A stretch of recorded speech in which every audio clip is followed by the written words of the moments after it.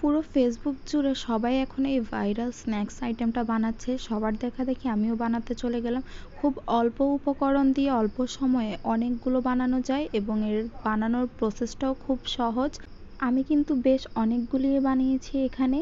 তো সম্পূর্ণ প্রসেসটা তোমাদের সাথে শেয়ার করব। এখানে আমি এই রেসিপিটার জন্য 3টা বড় সাইজের আলু নিয়ে সেগুলোকে ছোট ছোট পিস করে নিলাম। এই আলুগুলোকে একটা পাতিলে আমি তুলে নিব। খুব ভালোভাবে ওয়াশ করে আমি এই আলুগুলোকে সেদ্ধ হতে বসিয়ে দিব। বিকেল বা সন্ধ্যায় চায়ের সাথে কোনো ভাজা পোড়া আইটেম না থাকলে তো একদম চলেই না।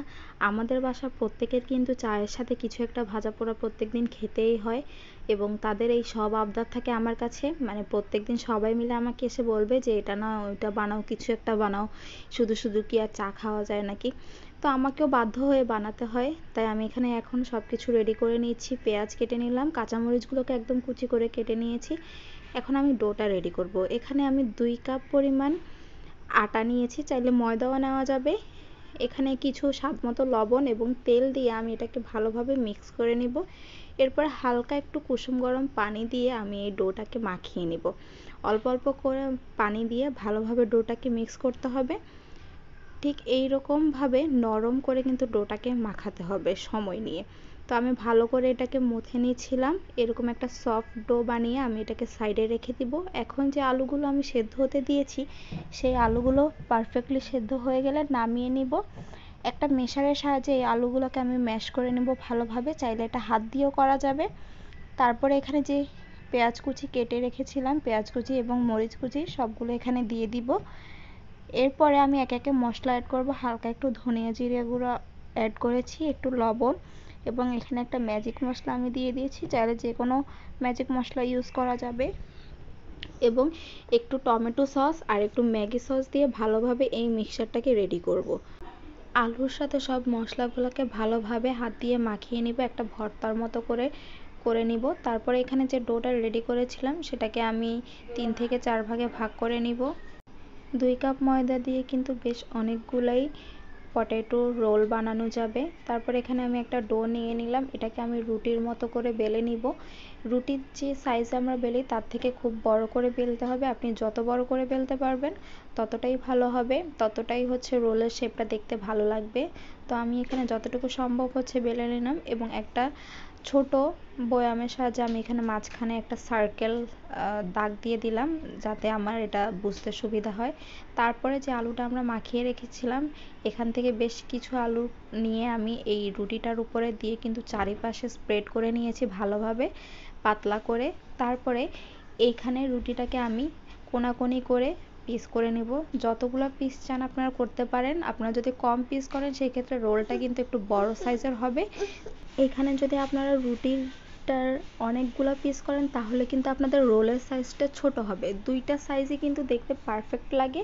তো আমি কিন্তু এখানে প্রথমবারের যে রুটিটা আমি বানিয়েছি সেটাতে কিন্তু আমি একটু বড় সাইজ রেখেছি। প্রথম রুটিটা দিয়ে আমি এখানে 8টা রোল বানিয়েছিলাম। এটা খুব ইজি, আপনারা জাস্ট সাইড থেকে এটাকে রোল করে নিলে হবে। লাস্টের যে কর্নারটা থাকবে ওইখানে একটু পানি দিলেই এটা আঠার মতো কিন্তু লেগে যাবে।